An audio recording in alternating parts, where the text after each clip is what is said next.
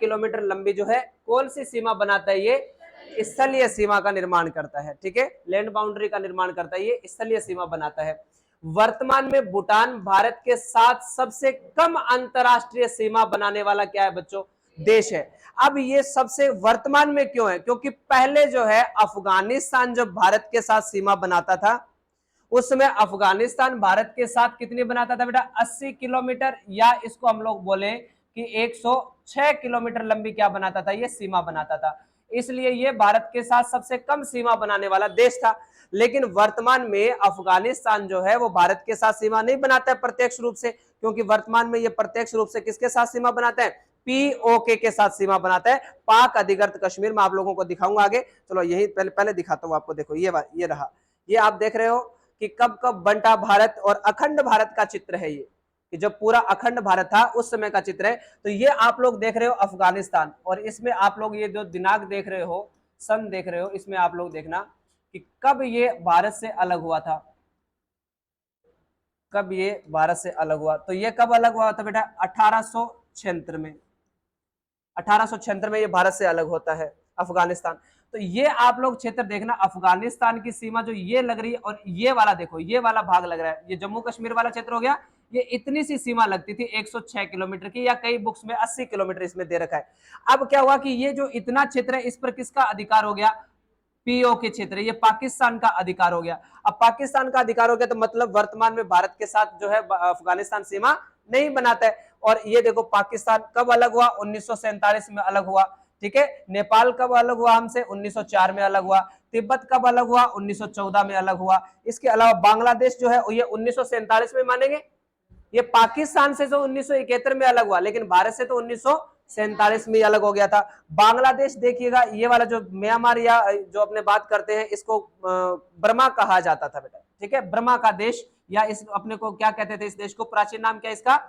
Burma. तो Burma हमसे कब अलग हुआ है? 1937 में अलग हुआ है। तो ये जो अखंड भारत का मानचित्र है, तो इसमें अफगानिस्तान जो है वो 106 किलोमीटर लंबी सीमा बनाता था। लेकिन अब वर्तमान में ये भारत के साथ प्रत्यक्ष रूप से सीमा नहीं बनाता है। ये कौन से के साथ बनाता है? पीओ के प्रांत के साथ क्या बनाता है? सीमा बनाता है। ठीक है, अब आगे देखो कि अब ये वाले जो राज्य हैं हमारे, ये वाला राज्य हमारा अरुणाचल प्रदेश है ना, इसमें कर लेते हैं अपने ये वाला यहां तक। ठीक है, अब देखो ये वाला राज्य जो है हमारा असम है, और ऐसे होते हुए ये जो पूरे का पूरा जो क्षेत्र है ये कौन से देश का आ जाएगा बेटा?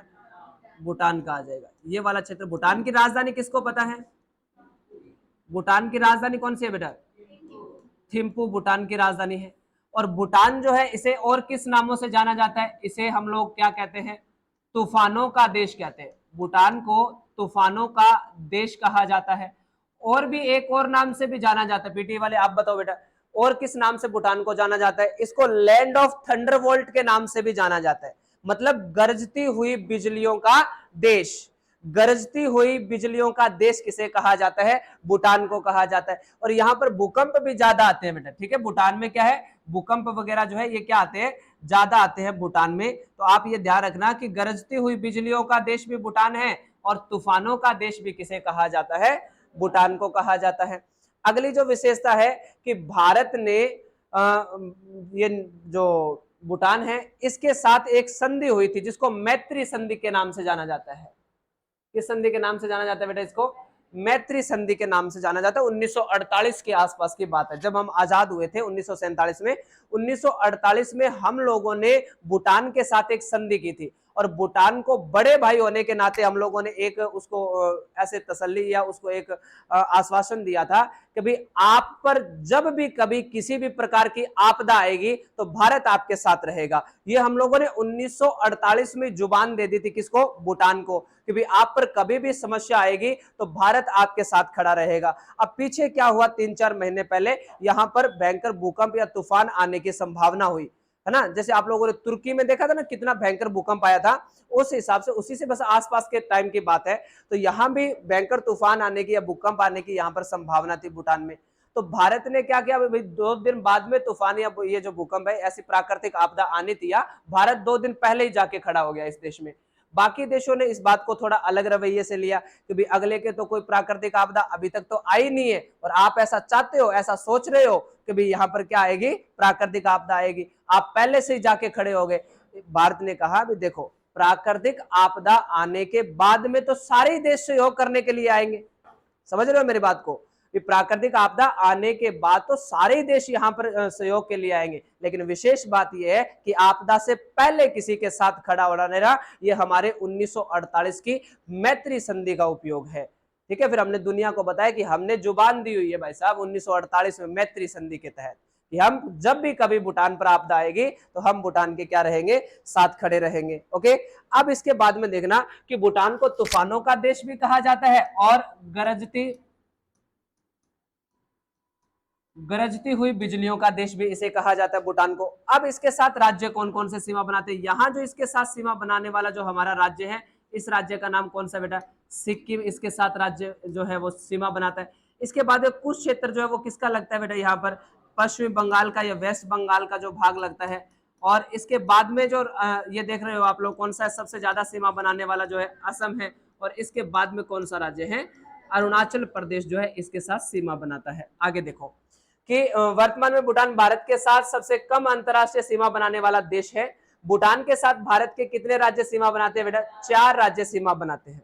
ओके, तो सबसे पहला राज्य कौन सा है, सिक्किम है, दूसरा कौन सा है, पश्चिम बंगाल, तीसरा असम हो जाएगा, और चौथा कौन सा हो जाएगा, अरुणाचल प्रदेश इसके साथ क्या बनाते हैं, सीमा साझी करते हैं। अब इसमें मानचित्र में आप लोग देख लो कि भाई ये जो अपना क्षेत्र है ये भूटान का क्षेत्र है, ऊपर से ये किसके साथ सीमा लगाता है बेटा, तिब्बत चीन के साथ सीमा बनाता है। तो ये वाला जो क्षेत्र है ये अपना भूटान का क्षेत्र है। तो ये आप सबसे पहला नाम देख रहे हो कि कौन सा राज्य लग रहा है, हमारा सिक्किम लग रहा है। और ये येलो कलर में आप लोग देख रहे हो ये कौन सा है बेटा, वेस्ट बंगाल है। पश्चिम बंगाल जो है ये देखो येलो कलर में यहां से लेकर यहां तक सीमा बना रहा है। इसके बाद में ये असम का क्षेत्र आ गया यहां से यहां तक, और ये आप लोगों का कौन सा क्षेत्र आ गया, अरुणाचल प्रदेश। अब इनमें आप लोग देख सकते हो कि सबसे लंबी सीमा कौन साझी कर रहा है बेटा, इसके साथ असम कर रहा है। लेकिन यहां से देखो कि सिक्किम भी जो है इसके साथ सीमा इतनी, ये बीच में पाक इसका तिब्बत चीन का क्षेत्र आ जाता है बेटा। ठीक है, और यहां पर एक विवाद भी है, मैंने आप लोगों को पढ़ाया भी है पहले भी, कौन सा, डोकलाम सीमा विवाद जो है, ये इधर से भारत है, इधर से भूटान है और इधर से चीन है, तीनों देशों के मध्य विवाद है। कौन सा, डोकलाम विवाद। ओके, डोकलाम क्षेत्र को लेकर इनमें विवाद चलता है। तो भूटान के साथ सीमा बनाने वाले हमारे क्या हो गए हैं, राज्य भी कंप्लीट हो गए। इसमें भी बांग्लादेश ये दे रखा है बेटा, ये इसमें से आप लोग देख रहे हो कि कौन कौन से जो है राज्य इसके साथ सीमा साझी करते हैं। ये अखंड भारत में आप लोगों को पता चल गया, ये अपना अफगानिस्तान का भाग है। और अफगानिस्तान कितनी सीमा बनाता है बेटा, या बनाता था, 80 किलोमीटर या 106 किलोमीटर लंबी सीमा साझी करता था। तो ये हमारी स्थलीय सीमा है। तो देखो अफगानिस्तान कि वर्तमान में अफगानिस्तान प्रत्यक्ष रूप से सीमा नहीं बनाता है। अब यह किसके साथ सीमा साझी करता है बेटा, पीओके के साथ सीमा साझी करता है। अफगानिस्तान भारत के साथ 80 या 106 किलोमीटर लंबी सीमा बनाता था, जो सबसे छोटी अंतरराष्ट्रीय सीमा थी। इसका मतलब वर्तमान में सबसे कम सीमा बनाने वाला देश कौन सा है, भूटान है बेटा। कितनी, 587 या 699 किलोमीटर की सीमा बनाता है। अब अपने दूसरी स्थलीय सीमा तो हम लोगों ने पढ़ ली है, अब अपने कौन सी सीमा की बात करेंगे, जलीय सीमा की बात करेंगे। भारत की भौगोलिक सीमा, भारत जो है वो 3 प्रकार की सीमा बनाता है। इसमें सबसे पहले आप देख रहे हो कौन सी सीमा दे रखी है, स्थलीय सीमा। स्थलीय सीमा को हम लोग क्या कहते हैं, अंतरराष्ट्रीय सीमा के नाम से जाना जाता है। और ये हम लोग पढ़ के आए हैं कि इसकी लंबाई जो है वो कितनी है बेटा, 15,200 किलोमीटर है। और मैंने आपको बताया कि ये आंकड़ा जो है 15,200 किलोमीटर वाला, ये कहां से उठाया गया है, एनसीईआरटी के द्वारा है। एनसीईआरटी की जो बुक्स है बेटा उसमें कौन सा आंकड़ा है, 15,200 किलोमीटर। कई ऐसी बुक्स है जिनमें 15,106 किलोमीटर भी लिखा हुआ है। और मैंने आपको बता दिया भी ये कम ज्यादा का विवाद क्यों रहता है, क्योंकि विवादित जो क्षेत्र होते हैं उनकी सीमा को लेकर ये क्या हो जाता है, कम ज्यादा थोड़ा बहुत आगे पीछे हो जाता है। अब तटीय सीमा और समुद्री सीमा में क्या अंतर होता है। तटीय सीमा की जब हम लोग बात करते हैं बेटा, तो अपने बात करते हैं तो आराम से समझना कि इस प्रकार से जो हमारा दक्षिण भारत है बेटा, ऐसा ही अपना दक्षिण भारत, जब हम तटीय रेखा की या कोस्ट लाइन की बात करते हैं बेटा, तो यहां से ये वाला गुजरात वाला हिस्सा है, इसके बाद में महाराष्ट्र का हिस्सा है, इसके बाद में गोवा का हिस्सा है, कर्नाटक है, केरल है, तमिलनाडु है, आंध्र प्रदेश है, ओडिशा है और पश्चिम बंगाल है। जब हम इस तट के सारे सारे जितने भी अपने महत्वपूर्ण तथ्यों का अध्ययन करते हैं तो इसे हम लोग क्या कहते हैं बेटा, तटीय सीमा कहा जाता है। तट समझ गए ना आप लोग, भी इसको क्या बोलेंगे हम लोग, तटीय सीमा के नाम से जाना जाएगा। और अगर हम बात करें कि समुद्री सीमा या जलीय सीमा किसे कहा जाता है, तो आराम से समझना कि जैसे ये हमारा दक्षिण भारत है, इस प्रकार से जो अपना है ये दक्षिण भारत है ऐसे। ओके, अब इस दक्षिण भारत में अपने 12 नॉटिकल मील तक हम लोग कौन सी सीमा पढ़ते हैं, प्रादेशिक सीमा। इसके बाद में हम 24 नॉटिकल मील तक पढ़ते हैं संलग्न सीमा। इसके बाद में हम 200 नॉटिकल मील तक पढ़ते हैं कौन सी सीमा, आर्थिक अनन्य क्षेत्र बोला जाता है। मैं आगे समझाऊंगा आपको, बट एक बार ये सुन लो भी इन दोनों में अंतर क्या होता है। तो ये समुद्र में दूरी की जो निर्धारित होती है इसे हम क्या कहते हैं, समुद्री सीमा कहते हैं। और समुद्री सीमा से कौन कौन से हमारे देश जो है वो सीमा बनाते हैं, इस बात का अध्ययन जब करते हैं तो ये सारी चीजें किसके अंतर्गत आती है बेटा, ये सारी जो चीजें हैं, ये कितने देश हो गए बेटा, 2 3 4 5 6 और 7। तो आपको पता ही है कि यहां तो इधर से पाकिस्तान आएगा, मैं आगे आपको अच्छे से दिखाऊंगा मैप में, चलो आगे निकाले लेते हैं। अब इस मैप में देखो आप जलीय और स्थलीय दोनों सीमा देख पा रहे हो ना बेटा, कि ऊपर से पूरा जो व्हाइट आप लोगों को दिख रहा है ये हमारी कौन सी सीमा है, स्थलीय सीमा है। और ब्लू कलर में आपको दिख रहा है ये हमारी कौन सी सीमा है, जलीय सीमा है। जब हम लोग ये देखो यहां से शुरू हो रहा है जलीय सीमा भारत की, यहां से शुरू है, क्योंकि इधर ये वाला जो देख रहे हो ये कौन सा भाग है बेटा, पाकिस्तान का भाग है। यहां से ये वाली जो सीमा हमारी शुरू होगी, तो ये देखो कच्छ की खाड़ी आ गई सबसे पहले, और ये खंबात की खाड़ी आ गई। आगे मैं आज आपको खाड़ियों के प्रकार वगैरह है सब समझाऊंगा, क्या डिफरेंस होता है बे में, गल्फ किसको कहते हैं, आप पढ़ते हो ना बेटा, gulf of Persia, gulf of Iran पढ़ते हो, मैक्सिको की गल्फ पढ़ते हो, तो ये सारी जो चीजें आपने पढ़ेंगे।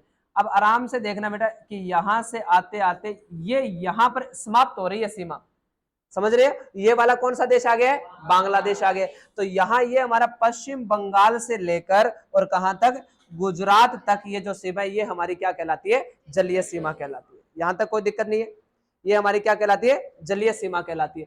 अब इस जलीय सीमा के अंतर्गत कौन कौन से जो है वो देश आते हैं उनकी बात करें, तो यहां पर एक देश आप लोग देख पा रहे हो, ये यहां पर छोटा सा देश है एक, और इस देश का नाम है मालदीव।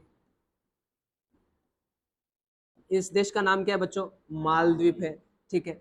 अब आप यहां गौर से अगर देखोगे ना बेटा, तो ये अपना भारत है इधर, लेकिन ये देखो यहां से शुरू होके ये पाकिस्तान जो है ये भी हमारे साथ कौन सी सीमा साझी कर रहा है, जलीय सीमा साझी कर रहा है। तो एक तो हो गया कौन सा, मालदीव, दूसरा कौन सा हो गया, पाकिस्तान, और तीसरा आप यहां देश देख पा रहे हो, हाँ श्रीलंका, वेरी गुड। तो ये यहां पर आ जाएगा कौन सा, श्रीलंका। प्राचीन नाम क्या है बेटा इसका, सिंहल द्वीप, श्रीलंका आ जाएगा। श्रीलंका के बाद में ये देखो यहां से ये वाली जो सीमा आप देख रहे हो ऐसे होते हुए ये कौन से देश सीमा बना रहा है बेटा, बांग्लादेश सीमा बना रहा है, सॉरी बांग्लादेश सीमा बना रहा है। और ये आपको पता ही है कौन सी खाड़ी है,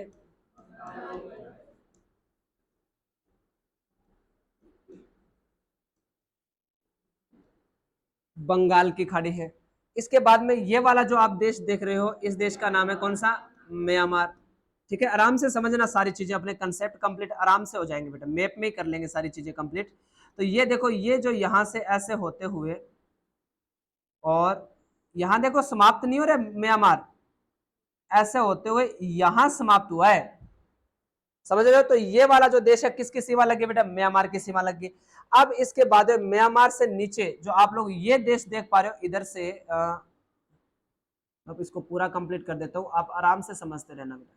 ये जो देश देख रहे हो आप इधर से, ये थोड़ा सा और नीचे से ले लेंगे अपने, ये वाला जो देश है इस देश का नाम है थाईलैंड बेटा, इस देश का नाम क्या है, थाईलैंड है। तो थाईलैंड भी हमारे साथ चलिए सीमा साझी कर रहा है। इसके बाद में वैसे तो यहाँ नीचे शुरू होता है बेटा, पर यहाँ ध्यान रखना यहाँ पर एक देश और आ जाता है, कौन सा, इंडोनेशिया।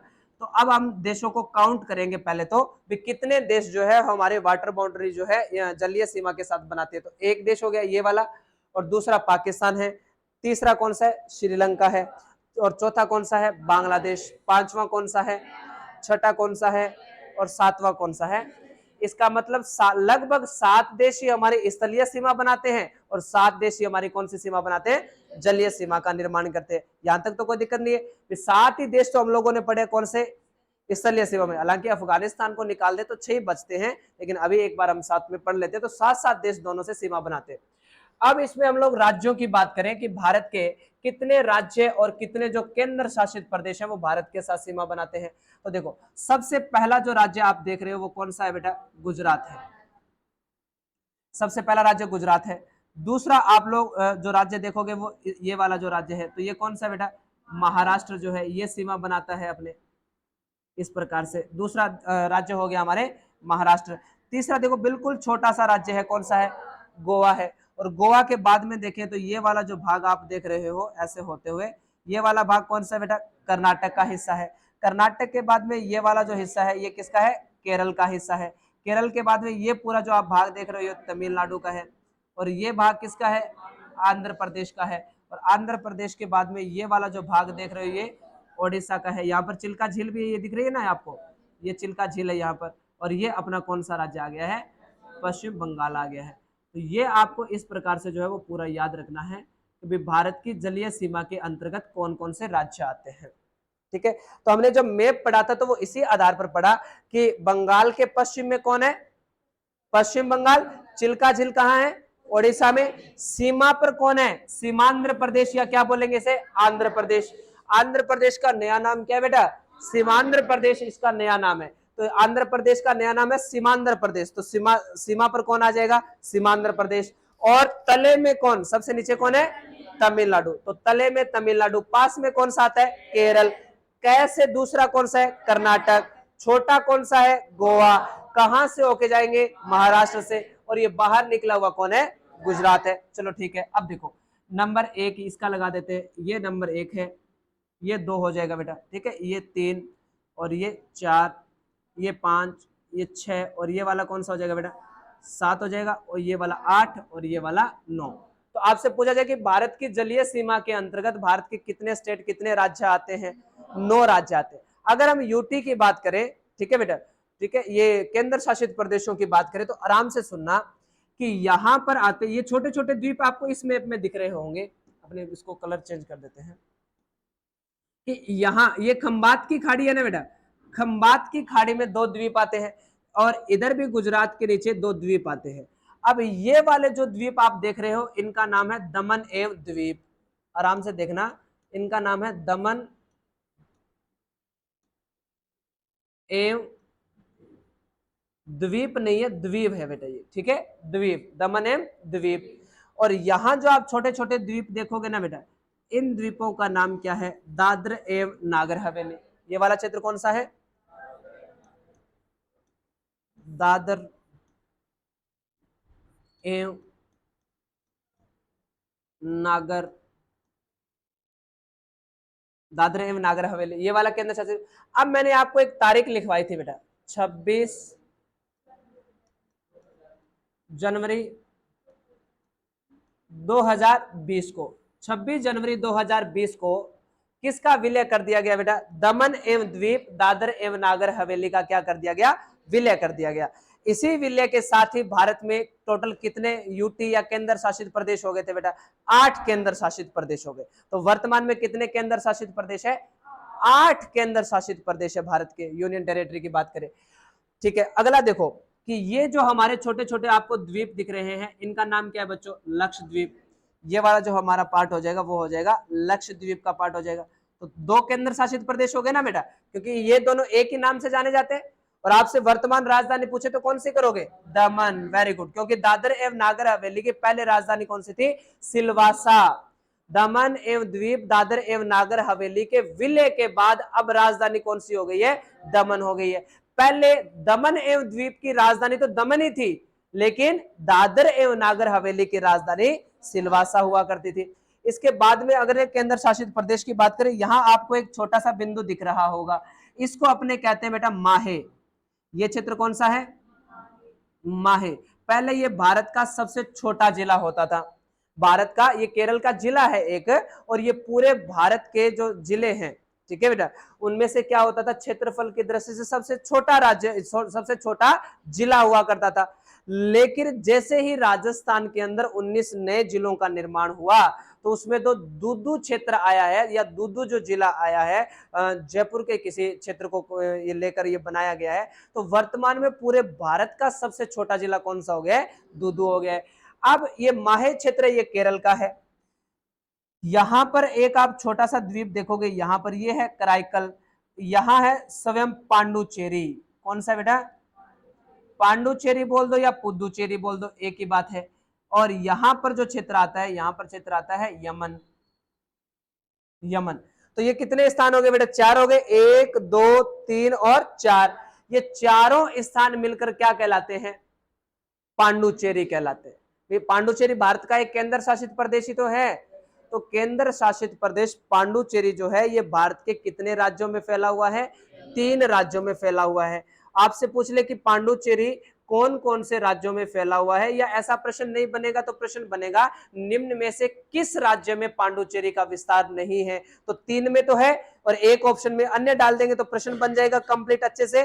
तो कौन कौन से राज्यों में बताएं बेटा? एक तो केरल में है, तमिलनाडु में है और आंध्र प्रदेश में। तो भारत का ऐसा कौन सा केंद्र शासित प्रदेश है जो 3 राज्यों में फैला हुआ है? पांडुचेरी है बेटा। और ये जो आप यहां देख रहे हो छोटे छोटे द्वीप समूह के रूप में, ये हमारा है कौन सा? अंडमान निकोबार द्वीप समूह है। ये है आपका अंडमान निकोबार द्वीप समूह वाला पार्ट आ जाएगा। समझ गए मेरी बात को? तो चलो काउंट करते हैं बेटा कितने यूटी आते हैं। नंबर 1, ठीक है, ये नंबर 2, इसके बाद में ये नंबर 3 और ये नंबर 4। तो अपने बोलेंगे कि भारत की स्थल जलीय सीमा के अंतर्गत 7 तो पड़ोसी देश आते हैं, 9 राज्य आते हैं और 4 केंद्र शासित प्रदेश आते हैं। यहां तक कोई दिक्कत नहीं है। 7 देश है, 4 केंद्र शासित प्रदेश है और 9 क्या है बच्चों? राज्य हैं। अब हम बात करें कि इनमें सबसे लंबी सीमा, जलीय सीमा कौन बनाता है? तो बेटा कौन बनाता है? गुजरात बनाता है। ठीक है, सर्वाधिक जलीय सीमा कौन सा राज्य बनाता है बेटा? गुजरात बनाता है। लेकिन अगर आपसे पूछा जाए कि पूर्णतः सर्वाधिक जलीय सीमा, पूर्णतः सर्वाधिक जलीय सीमा, तो कौन सा बनाएगा बेटा? आंध्र प्रदेश बनाएगा। पूर्णतः का मतलब समझ गए ना कि गुजरात को आप देखोगे तो देखो ऊपर से ये तो स्थलीय सीमा बना रहा है और इससे नीचे क्या बना रहा है? जलीय सीमा। तो गुजरात जलीय और स्थलीय दोनों सीमा बनाता है। तो ये पूछ रहा है कि पूर्णतः जलीय जलीय बनाने वाला सर्वाधिक वाला कौन सा है? तब आपको कौन सा कर देना बच्चों? आंध्र प्रदेश कर देना है कि पूर्णतः सबसे लंबी जलीय सीमा बनाने वाला आंध्र प्रदेश करना है। राज्य पूछा जाए कौन सा सर्वाधिक बनाता है तो कौन सा राज्य करना है? गुजरात करना है। मैं ये अलग अलग बातें तीनों लिखवाऊंगा आपको, तब आपका डाउट क्लियर होगा। अब अगर ऑप्शन में ऐसे आए कि निम्न में से कौन सा राज्य, और उसके ऑब्लिक लगा के वो लिखेगा केंद्र शासित प्रदेश। समझ गए मेरी बात को? देखो मैं वापस से यहां लिख देते हैं, जगह है अपने पास। क्वेश्चन इस प्रकार से बनेगा कि निम्न में से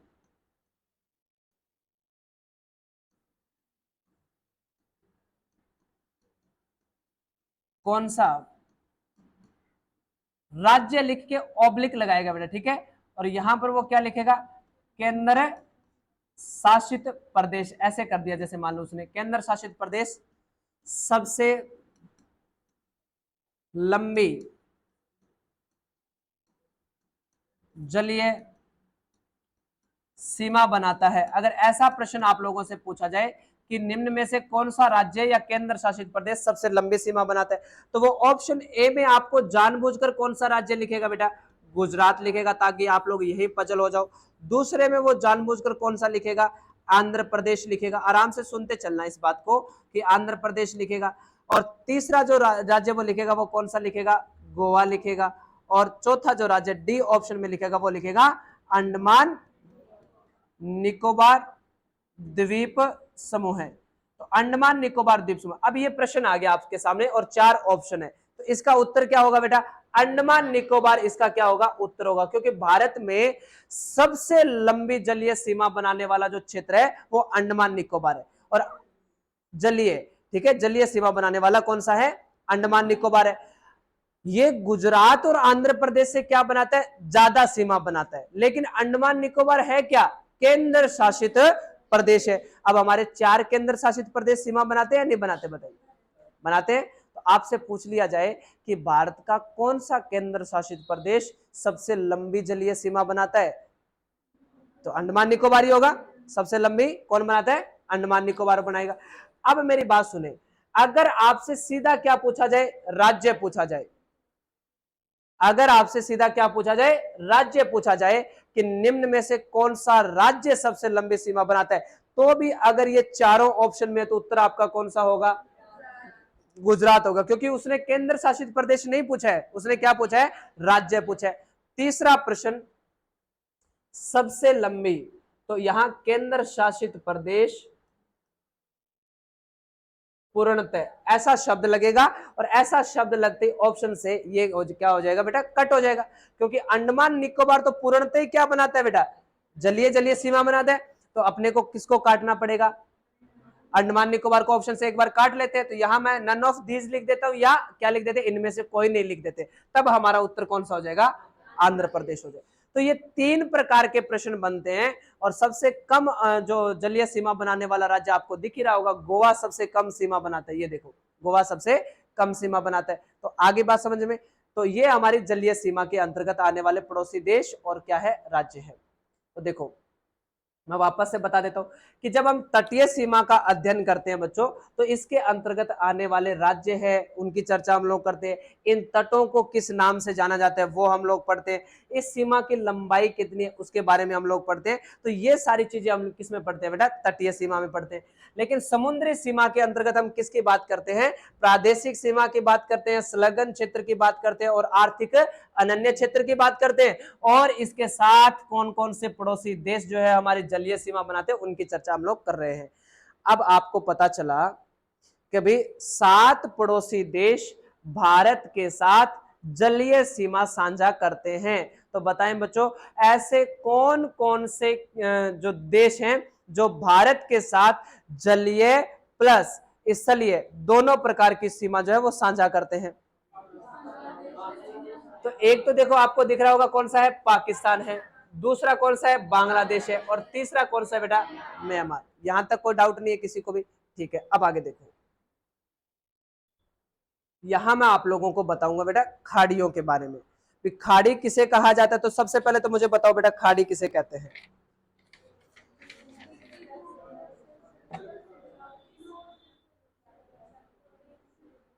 एक मुर्गी थी, कितने चूजे थे उसके? बताओ बेटा, खाड़ी किसे कहते हैं? कि ऐसा जल का भाग जिसके 3 और स्थल भाग हो, वो क्या कहलाती है बच्चों? खाड़ी कहलाती है। इस चित्र में आप लोग देख रहे होंगे, मैं आपको खाड़ी जो है वो दिखा देता हूं कि सबसे पहले जो खाड़ी है आप लोग ये देख पा रहे हो ना, इसको कहते हैं बेटा अपने कच्छ की खाड़ी। सॉरी, ये वाले जो अब देख रहे हो ना, ये अब जो मैंने बनाया ये है आपके कच्छ की खाड़ी, क्योंकि ये कच्छ का रण क्षेत्र आ गया यहाँ पर। ठीक है, तो ये है कच्छ की खाड़ी। इसके बाद में अब जो आप जिस खाड़ी में हम चल रहे हैं, ये वाली कौन सी है? खंबात की खाड़ी है। ये वाली खाड़ी कौन सी हो जाएगी? खंबात की खाड़ी। तो 2 खाड़ियां तो ये होगी, कच्छ की खाड़ी और कौन सी खाड़ी? खंबात की खाड़ी। एक चीज मैं आपको और दिखाना चाहूंगा, आराम से सुनना, कि ये देखो, ये वाला जो भाग है ये यहाँ पर स्थल भाग है। तो राम सेतु पुल, मैं आपको आज राम सेतु पुल के बारे में भी बहुत अच्छे से बताने वाला हूँ कि राम सेतु परियोजना चलाई गई थी। ठीक है बेटा, तो राम सेतु जो तमिलनाडु वाला जो क्षेत्र है, वहां के जो सीएम थे उनके द्वारा राम सेतु परियोजना बनाई जानी थी। ठीक है, एक शिपिंग नहर बनानी थी। हम ऐसे सोच रहे थे कि भाई यहां से जो भाग है ना बेटा, वो नावों के लिए अनुकूल नहीं है। नावों के लिए अनुकूल ऐसा नहीं है कि ये उथला भाग है। उथला मतलब कम गहरा भाग है। कम गहरा भाग इसलिए है कि भगवान श्री राम ने यहां पर क्या है, पत्थरों से क्या बनाया था? पुल बनाया था। समझ गए मेरी बात को? तो वो वाला राम सेतु की बात कर रहा हूं मैं। ठीक है, 7000 BC मतलब बिफोर क्राइस्ट या ईसा पूर्व जो है यहाँ पर एक पुल बनाया गया था। तो वर्तमान में उसके अवशेष जो है अंतरिक्ष से भी दिखाई देते हैं, ये भी आप लोगों ने सुना होगा। राम सेतु पुल है ना बेटा, वो अंतरिक्ष से भी क्या देता है, दिखाई देता है। पहले लोगों ने इस बात को स्वीकार नहीं किया, फिर यहाँ पर राम सेतु परियोजना चलाई गई तो यहाँ पर पत्थर मिले कि जैसा हमारे रामायण में लिखा हुआ है वैसे का वैसा यहाँ पर पाया गया, तो ये हमारे लिए एक पवित्र स्थान भी हो गया, है ना। तो राम सेतु जो हमारे लिए पवित्र स्थान हो गया। अब यहां पर हमने सोचा कि भी श्रीलंका के साथ व्यापार करने के लिए शिपिंग कैनाल बना लेते हैं, मतलब नाव चलने वाली नहर बना लेते हैं। समझ गए मेरी बात को, जैसे स्वेज नहर बना रखी है, पनामा नहर बना रखी है, उस प्रकार की क्या बना ले, नहर बना ले। तो इसके कई क्या है, अपने को नकारात्मक प्रभाव देखने को मिले। नकारात्मक प्रभाव देखने के कारण 2007 में राम सेतु परियोजना विवादित होने के कारण केंद्र सरकार ने इस पर क्या लगा दिया, प्रतिबंध लगा दिया कि भाई पहली बात कि आप यहां पर कोई कृत्रिम तरीके से कुछ भी बना रहे हो, उसके कारण जो है समुद्र में प्राकृतिक जीवन जो है या जो जीव जंतु है, प्रवाल है, उनको नुकसान पहुंचेगा। दूसरी बात, हमारी धार्मिकता को भी क्या पहुंचेगी, ठेस पहुंचेगी। समझ रहे हो मेरी बात को, भी अपनी धार्मिकता को भी ठेस पहुंचेगी। 7000 पहले ईसा पूर्व बना हुआ जो भगवान श्री राम जी के द्वारा जो है, हनुमान जी के द्वारा, उनके द्वारा जो पुल बनवाया गया है उसको नुकसान होगा। तो ऐसे कारण ये काफी सारी क्या हो गई थी, विवादित हो गई थी ये परियोजना जो है ना। तो ये अपने यहाँ पर अब इसको क्या कर दिया, 2007 में बंद कर दिया था। ये सारी बातें आपको याद रखनी है। अब देखो इधर भी स्थल भाग है, इधर भी लगभग स्थल भाग, उथला हुआ भाग है ये, और इधर श्रीलंका आ गया। तो यहां आप जो एक खाड़ी देख रहे हो, इस खाड़ी को अपने कहते हैं, कौन सी खाड़ी बेटा, पाक की खाड़ी कहते हैं बेटा, ठीक है। तो इसको हम लिखते हैं,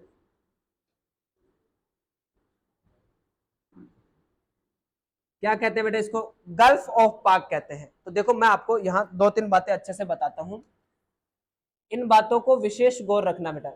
सबसे पहला मैंने शब्द लिखा क्या, खाड़ी।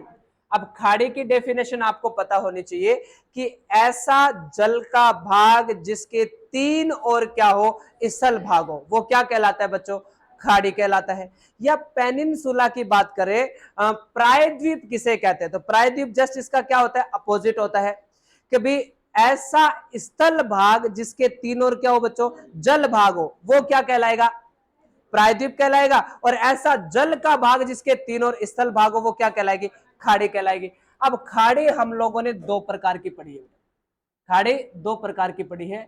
एक तो हम लोग पढ़ रहे हैं गल्फ खाड़ी, और दूसरा हम लोग पढ़ रहे हैं बे खाड़ी, ये ए है मेरे, ठीक है। तो अब देखो गल्फ किसको कहते हैं, जब कोई छोटी खाड़ी होती है तो उसे क्या, छोटी खाड़ी होती है तो उसे क्या कहते हैं हम लोग, गल्फ कहते हैं, और बड़ी होती है उसे क्या कहते हैं, अपने बे के नाम से जाना जाता है। समझ गए। तो अब देखो कि यहां पर ये छोटा भाग है तो हमने क्या लिखा है, गल्फ ऑफ पाक लिखा है, और इसके नीचे जो आप लोग ये देख रहे हो इसको हम क्या लिखेंगे,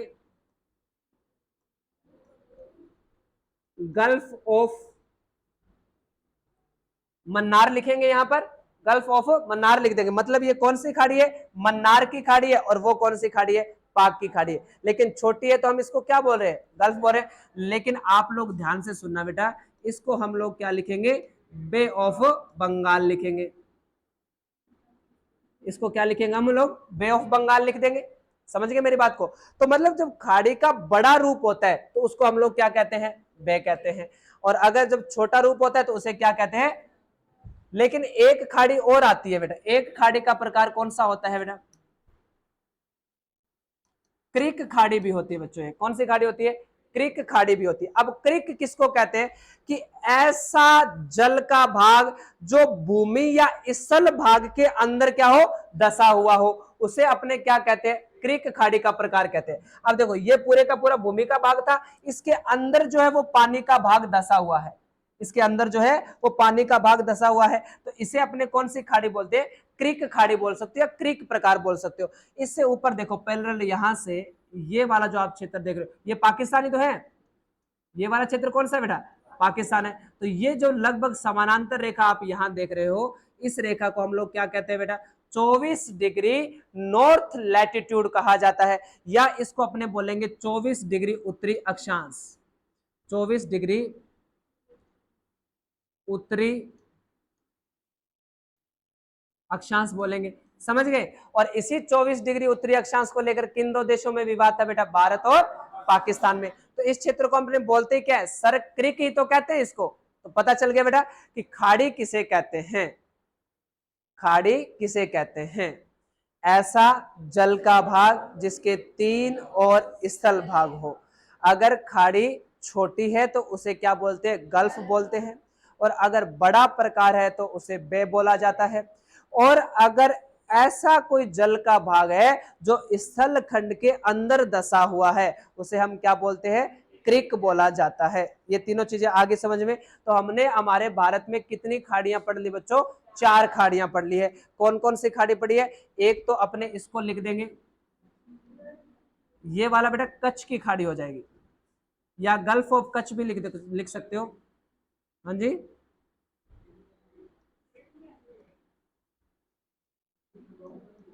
हाँ क्रिक अरे क्रिक लिख सकते हो, कोई बात नहीं है, कोई दिक्कत नहीं आएगी। तो कच्छ की खाड़ी, ये वाला जो भाग होता है इसे अपने क्या कहते हैं,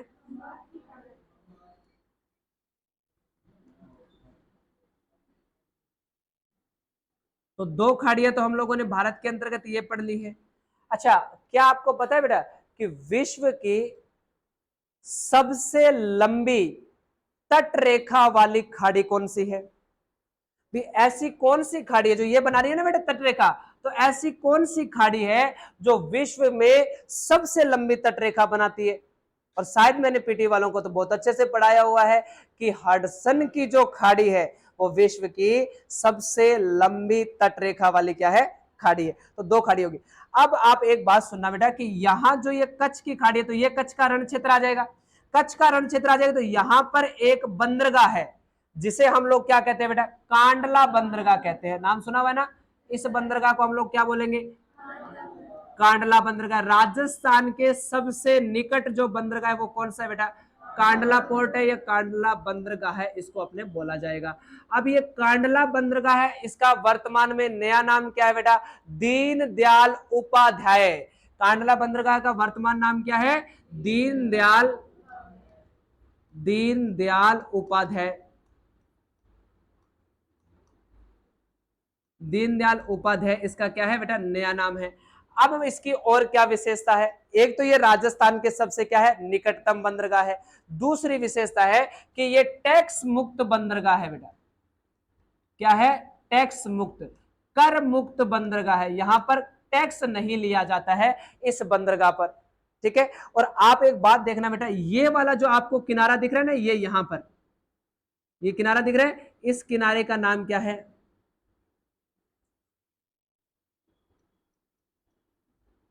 क्या कहा जाता है बेटा, ओखा कहा जाता है इसे। कौन सा तट कहा जाता है, ओखा। तो देखो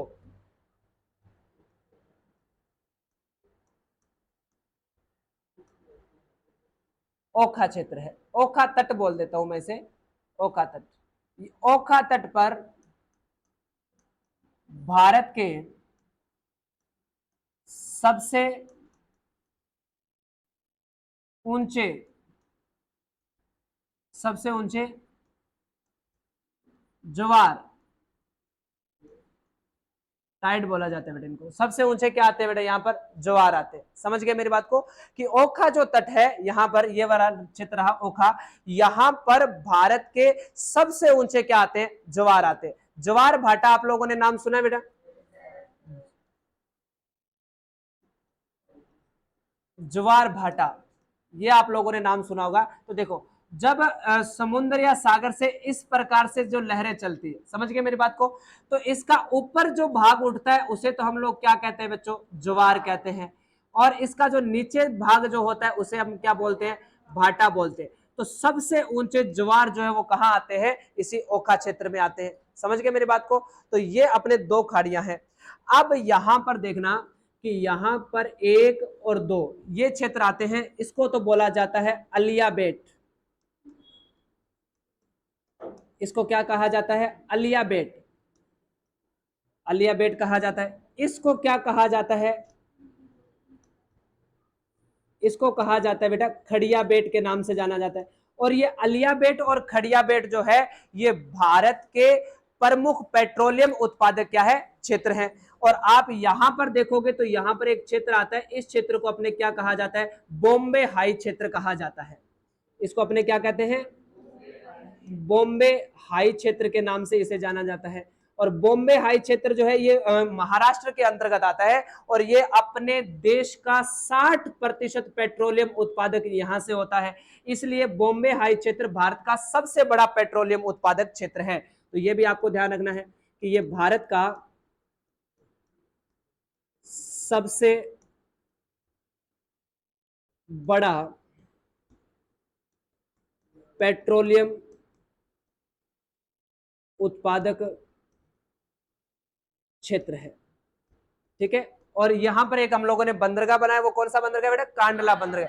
कांडला बंदरगाह जो है ये टैक्स मुक्त या कर मुक्त बंदरगाह है। इसका विकास हमें क्यों करना पड़ा था, क्योंकि इससे पहले यहां पर भारत का एक बहुत ही बड़ा बंदरगाह था बेटा, जिसे हम लोग क्या कहते हैं, कराची बंदरगाह के नाम से जाना जाता है। लेकिन विभाजन के बाद कराची बंदरगाह जो है वो किसके अंतर्गत आ गया, पाकिस्तान के अंतर्गत आ गया। तो हमें क्या करना पड़ा, इस क्षेत्र में एक और बंदरगाह का विकास करना पड़ा, जिसे हम लोगों ने किस नाम से जाना गया, कांडला बंदरगाह। और ये राजस्थान के निकट क्या है, सबसे निकट बंदरगाह राजस्थान का कौन सा हो जाएगा, कांडला बंदरगाह हो जाएगा। बाकी जो चर्चा है अपने कल की क्लास में करने वाले हैं। तो कल हम अब पूरी जो, हाँ क्या हुआ, टाइम हो गया बेटा आज का, ठीक है। तो ये बाकी जो चीजें, ये पीडीएफ पहुंच जाएगी आपके पास, बाकी मैं कल पढ़ाऊंगा।